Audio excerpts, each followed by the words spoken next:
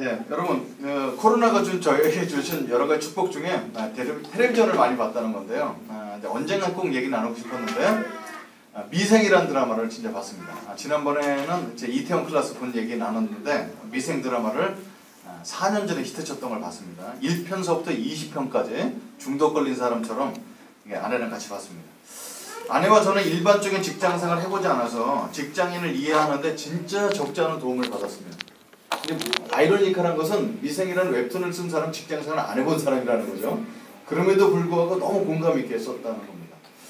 첫 번째 눈에 띈 것은요, 1회서부터 20회까지 매마다 술 마시는 장면이 나오지 않은 적이 없다는 거예요.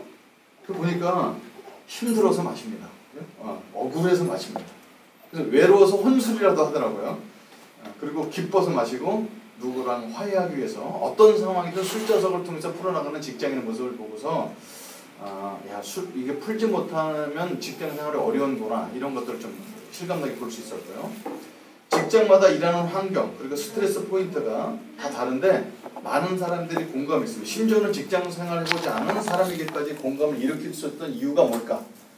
그것은 사람 사는 이야기였기 때문에 그렇다는 겁니다. 조직생활에서 사람 사는 이야기예요. 자, 이 드라마에는 장그래라는 인턴 직원이 등장하는데 이 시대에 보기 드문 청년이죠. 아무 스펙이 없는 보기 드문 청년이었습니다.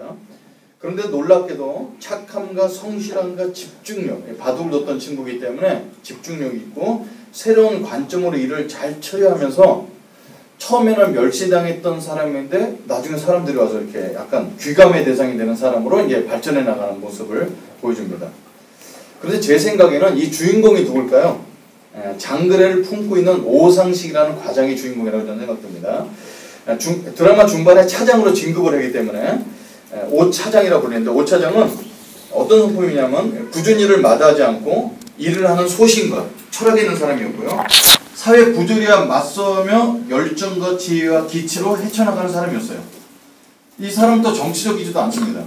우리 정치적이다면 좀 부정적인 거잖아요. 저 사람 정치적이라면 나쁜 건데 이 사람은 정치적이지도 않아서 사장 라인도 아니고 전무 라인도 아닌 그냥 나는 상사맨이다 이렇게 얘기해요. 그래서 그 집 아이가 슈퍼맨도 있고 무슨 맨도 있지만 우리 아빠는 상사맨 이렇게 하면서 굉장히 프라이드를 갖고 있어요. 이 본인이 프라이드를 갖고 있으니까 아이한테 이렇게 물러갔겠죠. 상사맨이라는 정체성을 뚜렷한 사람이었습니다. 그리고 자기 밑에 들어온 인턴 사원이라 할지라도 이 아이가 실력이 있고 노력한다고 그러면 자기 것을 희생해서라도 정직원을 만들어주려는 그런 따뜻한 마음까지 있는 사람이에요. 그죠? 이 사람이 전 주인공이라고 생각해요. 근데 그 외에도 여성 차별 쪽에서 꿋꿋이 버텨 자기 실력을 발휘하는 안녕이라는 여자 사원도 있고요. 장그래를 잘 도와주고 일을 가르치는 김동식 대리도 있습니다. 그리고 일을 절대로 맡기지 않는 대리 밑에서 살아나는 장백기 사원이 등장합니다. 이 장백기 사원 나중에 봤더니 그 동백골 필 무렵에 주인공 남자였어요. 완전히 달라서 깜짝 놀랐는데, 아무튼 저는 이 드라마를 보면서 목사니까 이제 직업병이죠. 야, 저런 직장생활 가운데서 한 사람 뽑는다면 누가 생활선교사일까, 이런 관점을 보는 거예요. 계속 생활선교사라면 저런 직장생활에서 어떻게 행동할까, 이런 관점을 보게 됐습니다. 그래서 이제 이거를 또 제가 이 직장을 이해한다는 그런 걸 또 자랑하기 위해서 사랑하는 저희 두 딸, 직장 다니는 두 딸과 이게 나누게 됐습니다. 그래서 또 이제 한마디 했습니다. 아빠 생각에는 오상식 차장이 생활선교사 같아. 자, 세상에 타협하지 않고 자기 유익만 생각하지도 않고 어려운 일을 마다하지 않는 성실함을 갖췄잖아. 부하 직원을 사랑하는 그런 사람이라 우리가 추구하는 생활선교사랑 같은 그런 컨셉이 있는 사람이라고 생각하는데 너희들은 어떻게 생각하니? 이렇게 물었어요. 어떻게 응답이 나왔을까요? 직장 다니는 딸이 바로 받아칩니다. 아빠, 저런 상사 밑에서 일하면 날마다 야근이고 승진은 고사하고 일하고도 계속 욕먹어요. 저런 상사는 착해 보이는 것 같아도 결국 아랫사람 혹사시키고 자신의 아낄 뿐만 아니라 아랫사람 아낄까지 어렵게 만듭니다. 이상주의자 같은 사람이 회사에 있으면 다른 부서까지 얼마나 피해를 주는지 아세요? 이렇게 받아쳤어요. 저는 이게 놀랐어요. 저는 정말 의외의 답을 듣게 됐습니다. 물론 제 딸이 저런 사람이 필요 없는 사람이다 얘기한 것은 아닙니다. 틀렸다고 말하는 것도 아니에요. 이상과 현실 사이에 뭔가 빠진 그 무엇을 지적하는 내용이었다 저는 생각이 들었습니다. 그러면서 제 삶에 많이 반추되었는데요. 그동안 세상의 빛과 소금의 역할을 하면 어쩌면 정직하고 성실하고 희생하고 섬기는 사람만 말해주지 않은 아내가 뱀처럼 지혜롭고 비둘기처럼 순결하라는 주님의 말씀이 있었는데 그동안 한국 교회에서는 그리고 제 설계 전반이 뱀처럼 지혜로워야 될 것에 대해서는 거의 생략하고 비둘기처럼 순결하라고만 얘기한 것이 99%의 설교가 아니었나 하는 거예요. 한 면에 순결한 삶만 단면을 강조했다는 것을 깨닫게 됐습니다. 성실하고 근면하고 정직하고 사랑하며 어려운 일로 섬기는 사람은 사회에서조차 인정을 받고 사람들에게 너무 좋아하는 사람이 되면 너무 좋은데 현실은 그러기가 참 힘들다는 것을 깨닫게 되었습니다. 그리고 이 드라마 미생에서도 5차장은 나중에 어떻게 되냐면 회사에서 잘리는 거로 드라마가 끝납니다. 이 사람이 이렇게 잘 됐으면 좋겠는데. 자, 그럼 질문이 생겨요. 여러분이 만약에 미생의 작가라면 그 5차장 같은 사람, 정말 여러 가지 모습 속에서 그냥 희생하며 살아가는 그 사람에게 회사의 입장에서 어떤 보상을 주고 싶으신가요? 직장에서 보상은 더 빠른 승진과 더 많은 월급이 되겠죠.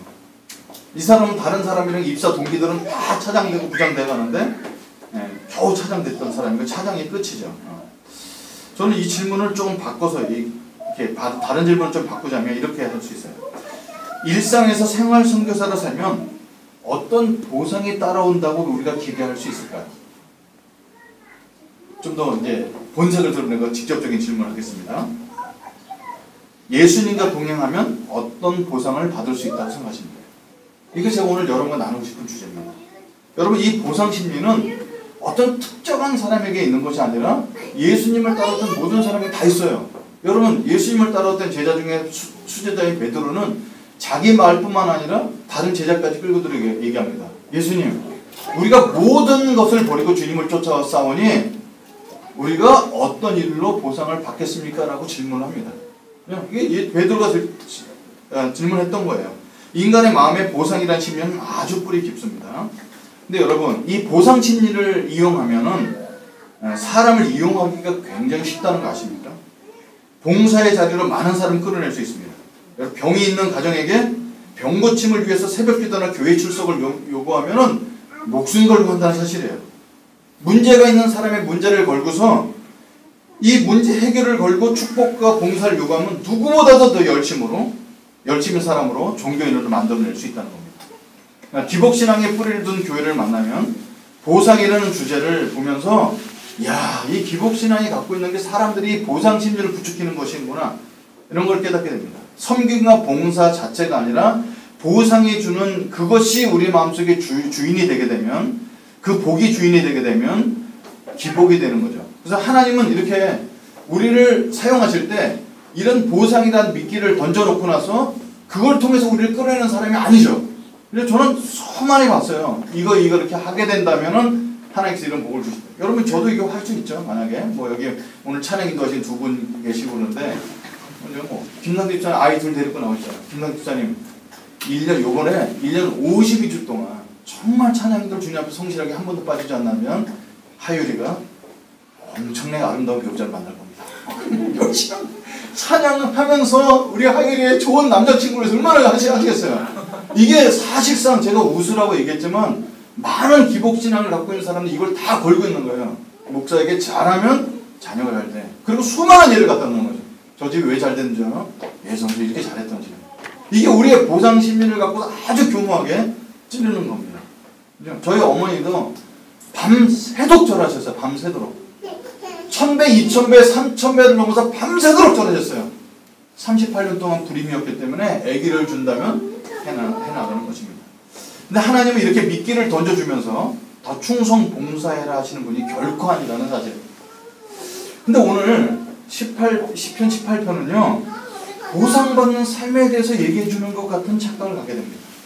오늘 제가 나누고 싶은 부분이 그겁니다. 시편 18편은 다른 시편보다 좀 이해하기 쉬워요. 왜냐하면 시편에 배경이 나와 있어요. 여러분 성경책 보면 앞에 부분이 이렇게 나와 있습니다. 18편 바로 1절 앞에. 주님께서 다윗을 그의 모든 원수의 손과 사울의 손에서 건져 주셨을 때 다윗이 이 노래로 주님께 아뢰었다. 이게 배경 나온 거죠. 제가 지난주도 말씀드렸잖아요. 시편의 배경을 알고 시편을 읽으면 훨씬 더 이해가 있다는 겁니다. 평생 사울왕에게 쫓기며 죽을 고비를 넘기던 다윗은 마침내 사울왕의 손아귀에서 벗어납니다. 사울왕의 아말렉군에 의해서 죽게 되고 다윗은 자연스럽게 남과 북을 통일하는 왕이 되었습니다. 그 쫓기며 살던 지긋지긋한 40년 생활이 마무리되던 때에 오늘 다윗이 하나님을 찬양합니다. 그래서 시편 18편의 1절부터 19절은 지난 2주간 동안 봤던 시편의 패턴과 아주 흡사합니다. 어렵고 생명의 위협이 올 때 주님께 나아가서 자신의 형편을 아뢰면서 고통 가운데 막 부르짖어요. 그래서 하나님께서 들으시고 응답하시고 구원해 주셨다는 내용입니다. 여러분 얼마나 좋아요. 이 코로나같이 어려울 때 주님께 나가서 부르짖으면 주님께서 새벽에 반드시 응답하십니다. 그리고 그걸 간증은 막 하죠. 이거 틀린 얘기는 아닙니다. 그래서 이 덧붙여서 오늘 시편 18편은요. 거기에 덧붙여서 나를 너무 좋아해 주시는 하나님이기 때문에 나를 넓고 안전한 곳으로 인도하시고 살려주셨다는 것이 오늘 본문 읽었던 그 앞에 부분까지 나오는 거예요. 이게 일반적인 패턴입니다. 어려움에 처했습니다. 주님께 부르짖었습니다. 주께서 응답하셔서 사망의 골짜기에서 저를 구원하셨습니다. 할렐루야! 이렇게 시편을 마치면 돼요.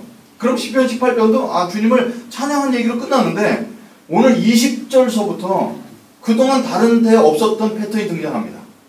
자, 20절을 읽어보겠습니다. 여호와께서 내 의를 따라 상 주시며 내 손의 깨끗함을 따라 내게 갚으셨습니다. 라고 고백합니다. 지금 내가 이렇게 승리하게 된 것은 내가 의롭기 때문입니다. 그리고 하나님은 나의 깨끗함에 보상을 해주셨습니다. 이렇게 얘기하는 거예요. 이 23절은 한 줄 더 뜹니다. 나는 그의 앞에 완전하여 나의 죄악에서 나를 스스로 자신을 지켰나니 그러므로 여호와께서 내 의를 따라 갚으시되 그의 목전에서 내 손이 깨끗한 만큼 내게 갚으셨습니다. 이게 좀 헷갈리지 않습니까? 나의 의를 따라 나를 갚아주셨다. 만약 이것이 사실이라면 우리가 믿고 있던 신앙에 문제가 생겨요. 죄를 완전히 떠나 살지 못하는 인생은 구원받지 못하며 지금 잘 되는 사람들은 예전에 잘 되는 것을 뿌려놨기 때문에 잘 된다는 논리입니다. 여러분 구원받는 사람은 어떤 사람이야? 의로운 사람. 그리고 지금 잘된 복을 누리는 사람들은 과거에 잘 뿌려놨던 것. 이렇게 논리가 진행됩니다. 우리가 갖고 있는 거에 문제가 생기죠. 우리가 믿기로는 구원은 하나님의 은혜이고 예수 그리스도의 의로운 말미암아 이루어진 것이라고 우리는 믿고 있습니다. 그런데 다윗의 고백은 우리의 믿음의 고백과 위배되고 보상받지 못하고 순교했던 수많은 사람들, 자기 가족과 생명을 다 잃었는데 아무 보상받지 못하고 살았던 수많은 사람들의 삶에 의문에 묻히는 결과를 갖게 됩니다. 과연 다윗이 자기 잘났다고 고백하고 있는 것일까요? 저는 이게 이제 큰 질문이었어요. 근데 결론부터 말씀드리면 아니죠. 자, 오늘 이 본문을 이해하는데 두 가지 정도로 우리가 기억해 볼 필요가 있습니다. 첫 번째로는요, 이것이 시편이라는 거예요. 시라는 장르라는 거예요. 자, 보겠습니다. 제가 한 기업에 가서 신회를 인도한 적이 있어요. 딱 한 번 부르고 안 불렀던 데가 있어요. 저기 압구정동 쪽에 있는데 굉장히 유명한 그분 이름이 간판으로 쓰이기 때문에 얘기하면 거 압니다. 옛날 때 이런 거 녹화 안 할 때는 제가 이름을 얘기했는데 요새 얘기를 못합니다. 아무튼 이 교회 여기 가서 제가 신회 예배를 인도한 적이 있는데 그 사장님은 굉장히 화끈한 분이에요. 앞에 대놓고 직설적으로 얘기하시고 복음이 뜨거우신 분인데 제 역할은 뭐였을까요? 신회 가서 말씀 증거하는 거였습니다. 근데 여러분 신회에 가보면 이렇게 회사가 커도 신회 오는 사람이 10명 이렇게 돼요. 이렇게 앉아있는데 한 젊은 분이 이제 사원인데 찬양 인도하는 거. 찬양 무슨 찬양을 했냐면 이거예요. 나 무엇과도 주님을 바꾸지 않으리 다른 어떤 은혜 구하지 않으리 오직 주님만이 내 삶의 도움이시니 주님 얼굴 보기 원합니다. 얼마나 은혜스러워요. 그 찬양을 2번, 3번 반복을 하고 그 다음에 한 분이 대표기도 했어요. 그 다음 제가 말씀 전하면 되는데 사장님이 갑자기 끼십니다. 갑자기 찬양 인도는 형제한테 얘기하는 거예요.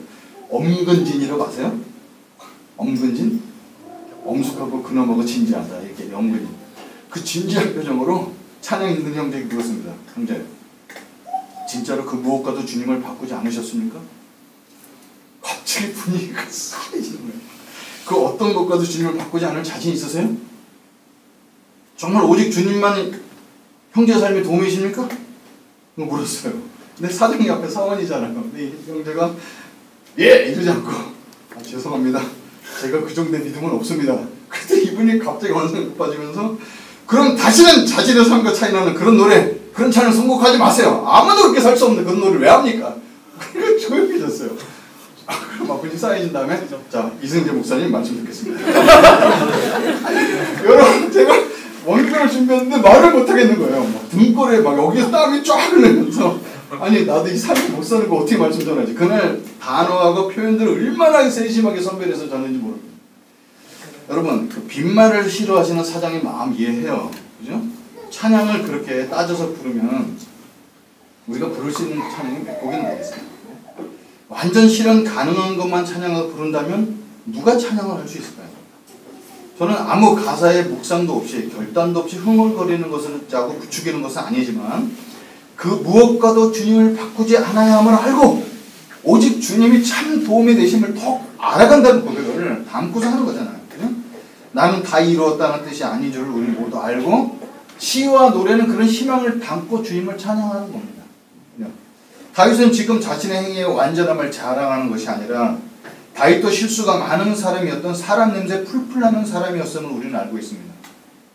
지금 다윗의 의를 들고 나오는 것은 모든 상황이 끝난 지금의 그 위태로웠던 상황을 돌아보니까 하나님이 내 삶에 그 보상을 해주셨구나 라고 찬양을 하는 것이지 내가 이 보상을 받기 위해서 이렇게 했다라고 얘기하는 것은 아니라는 것입니다.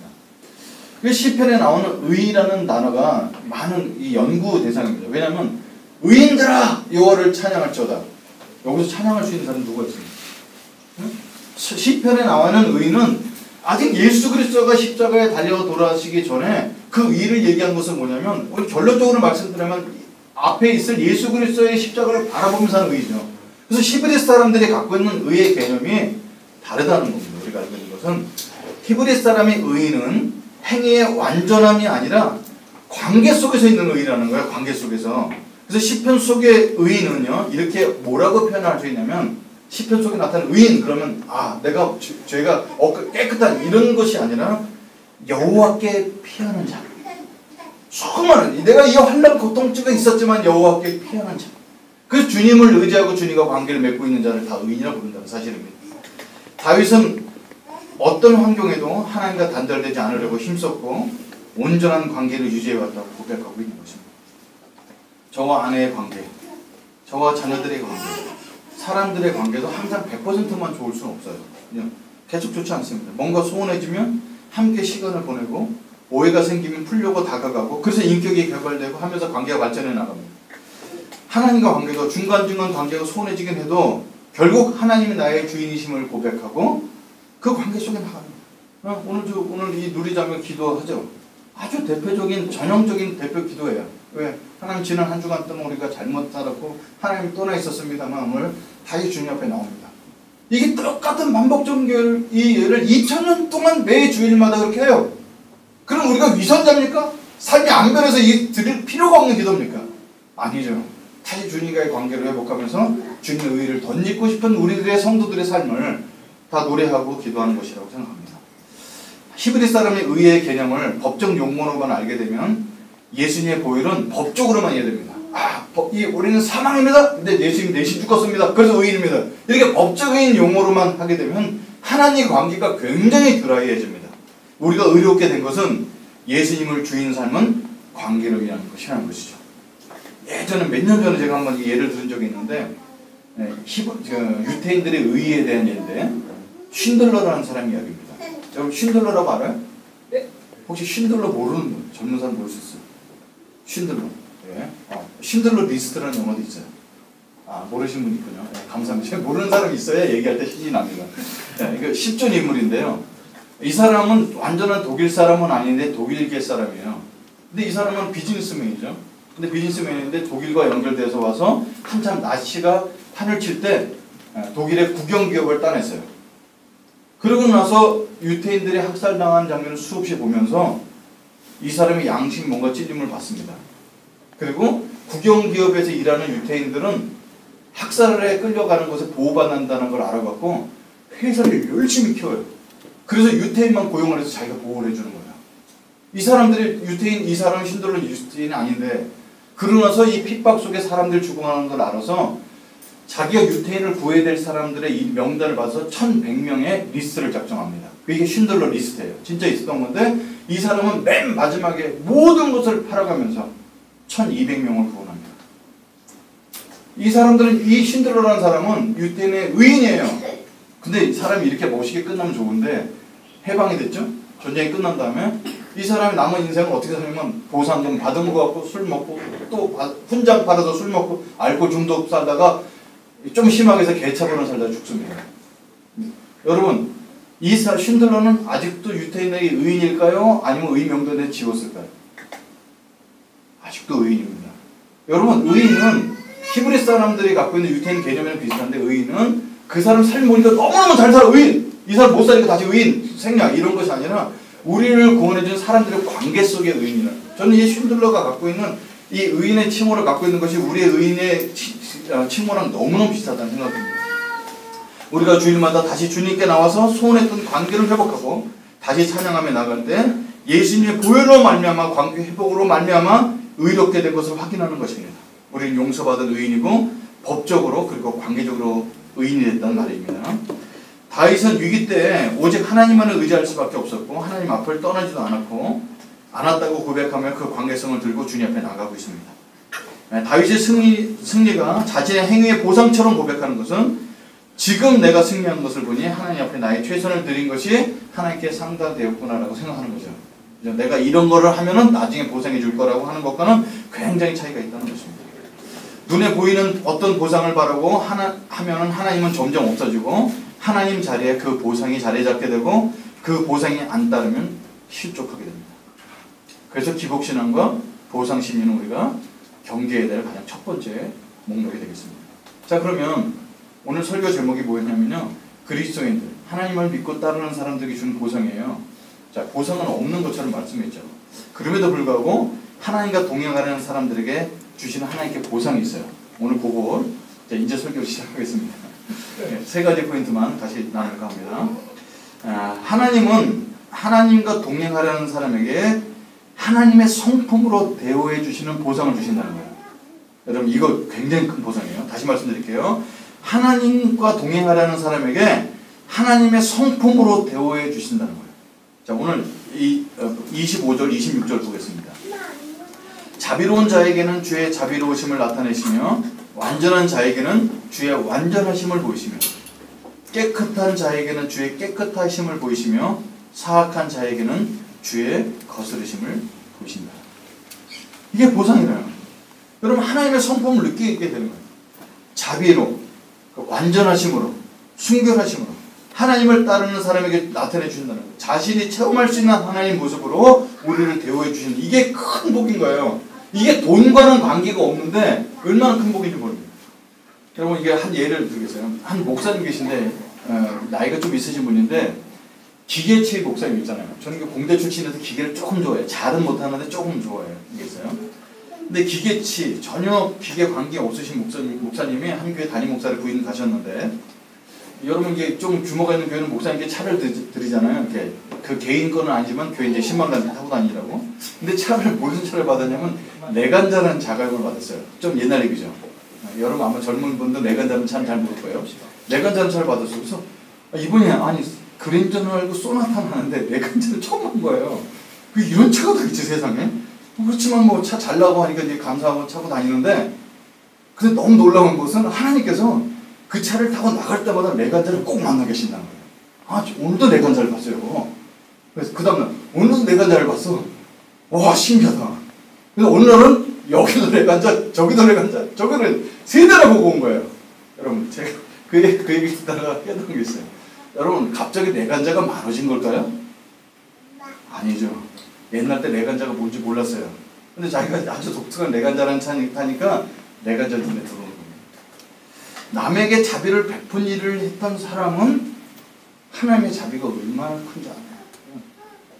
여러분 저도 딴 사람도 후원받고 사는 사람인데 가끔 아주 진짜 아주 가끔 제 형편이 안 되게 누구를 후원할 수 있어요. 후원할 때가 있어요. 아주 특별한 경우에 후원하게 되는데 이 마음이 내가 후원해줬던 마음 그 사람이 좀 알아줬으면 좋겠고 내가 이렇게 좀 들으라고 싶은 마음이에요. 근데 하나님은 우리에게 자비를 베풀 때 전 아무 털걸만 기대도 없이 우리를 자비를 베풀어 주신 주님이 얼마나 크게 느껴지는지 모릅니다. 하나님 앞에 완전하게 행하였던 사람은 하나님의 완전함이 얼마나 놀라운지, 순결하게 산 사람에게는 하나님의 순결함이 보여주는 보상을 해주신다는 거예요. 그날 내가 그것을 봤던 사람, 이게 얼마나 고귀하고 아름다운 보상인지 모릅니다. 여러분, 이렇게 보상, 이렇게 해줄 뿐만 아니라 사악한 자에게는 주의 거스르심을 보여주신다입니다. 온갖 권모술수와 불법을 행하면서 이 땅의 것을 누리고 있는 그 사람. 우리는 그 사람이 그렇게 누리고 왔으면 딱 떨어져갖고 막 곤두박질 쳐서 망하는 꼴을 보고 싶은데 하나님은 그렇게 망하는 꼴 보여주지 않더라도 그 사람이 이미 망했다는 거예요. 왜? 이 사람은 그렇게 힘과 악을 통해서 권모술수 높은 자리에 가거나 얻었으면은 이 사람 마음속에 정직하고 공의를 행하는 하나님이 없어야 되는 거예요. 하나님이 있으면 불편해. 그렇게 하나님의 거스림을 받고 사는 그 자체가 이미 징계라는 사실입니다. 그래서 자비를 베푸는 사람에게는 자비로, 완전한 사람에게는 완전함으로, 거룩한 사람에게는 거룩함으로, 하나님 없이 사는 사람에게는 거스름으로 보여주신다는 것이 오늘 하나님께서 우리에게 첫 번째 주는 그 첫 번째 보상이라는 겁니다. 근데 두 번째 보상은 뭘까요? 하나님과 동행하는 사람에게 믿음의 삶으로 보상해 주세요. 믿음의 삶으로. 자, 이게 어떤 걸까요? 자, 29절. 성경 피신 분하고 같이 한 목소리 읽겠습니다. 29절입니다. 시작. 내가 주를 의뢰하고 적군을 향해 달리며 내 하나님을 의지하고 담을 뛰어넘나이다. 저는 이제 다윗이 했던 수많은 고백 중에 이 고백이 가장 멋있는 고백이라고 생각해요. 여호와는 나의 목자신 내게 부족함이 없으리로다. 골리앗을 향해서 너는 칼과 단창으로 나오느냐? 나는 너가 경배하는 여호와의 이름으로 나간다. 이것도 너무 멋있지만 내가 주를 의지하고 적군을 향해 다니고 내 하나님 의지하고 담을 뛰어넘는다. 이 고백은 어떤 뭐랄까 성전에서 예배드리면서 하는 예배나 평안한 가운데 기타 들으면서 찬양하는 것이 아니고 전쟁터 속에서 드리는 찬양이기 때문에 너무나 멋있습니다. 하나님으로 인해 적군을 향해 달릴 수 있는 용기, 하나님을 의지하고 고비를 넘는 그 믿음의 삶의 보상이라는 거예요. 앞을 보세요. 제 옛날 얘기 좀 할게요. 이야기해서 여러분이 재밌어 하니까 제가요 이게 벌써 20년 된 얘기예요. 중국에 가고 선교사 됐는데 제 역량도 안 되는데 제가 한 지역을 이렇게 5개 지역을 책임지게 됐어요. 리저널 디렉터라고. 캠퍼스도 108개에다가 하는데 여러분 제가 있었던 선교단체는 자기 생활비뿐만 아니라 리더가 되면 그 지역에 필요한 돈을 모금해야 될 책임이 있습니다. 근데 여러분 저는 시골교회에서 있다가 진짜 할머니밖에 없는 그 당시에도 김영달 장로님이랑 같이 다녔던 찬양교회라는 진짜 가서 후원하려면 그 치마를 걸쳐갖고 거기 동창에서 돈 줘주시는 그런 조그만 교회에서 파송을 받고 갔기 때문에 이 모금이 너무 어렵죠. 근데 이 짐은 큰데 이거 모금을 어떻게 해야 될까 하고 고민하면서 돈 없으면 그냥 몸으로 때우지 이렇게 생각할 때요. 중국어 배운 지 한 4개월도 되고 중국어 이제 떠듬거릴 때고 영어는 못할 텐데 오늘 제가 이메일을 받습니다. 상해를 오라는 거예요. 미국의 낸시 디마스라는 이제 지금 아직 살아계신 것 같은데 우리 선교단체에 부암동 그 센터를 다 지어주신 분이에요. 전설적인 인물이에요. 얼마나 돈이 많으신 분이에요. 자기 개인 비행기 타고 다니시는 분인데 수행원이 쫙 따라다니는 분이에요. 근데 그분이 8개 리더를 초청해서 아침 조찬을 하고 브리핑을 하는 사람에게 2사람을 뽑아서 헌금을 해주신다는 소리예요. 근데 여러분 7명은 미국 사람이고 저는 한국 사람인데 영어를 못합니다. 그리고 그 사람은 중국어를 못해요. 근데 초청받았으니 안 갈 수 없고 갔는데 여러분 그냥 상해 조금 호텔이라는 게 샹그리라 호텔이잖아요. 이그지큐티브 룸에 들어갔어요.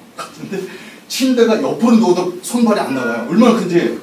그리고 그 당시에 별로 없었던 욕조에 단추 누르면 막 거품 나오고 거울이요. 이게 동그란 거를 몇 개 달려서 뒤집으면 얼굴 막 크게 보이는 거울들이 막 달려있는 거예요. 내가 태어나서 그런 호텔 처음 나왔는데 그리고 한쪽 면이 유리창 있는 종이 아니라 통유리입니다. 커튼을 거치니까 이 상의 포동이 쫙 그 방에서 혼자 사는데 잠이 안 오는 거예요. 이 아내를 같이 데리고 갔어야 되는데 거기서 있는 거예요. 이따가 아침 7시 반에 조찬 먹으러 올라가면은 거기서 이제 브리핑을 하는 거예요. 난 빈정상 갔어요.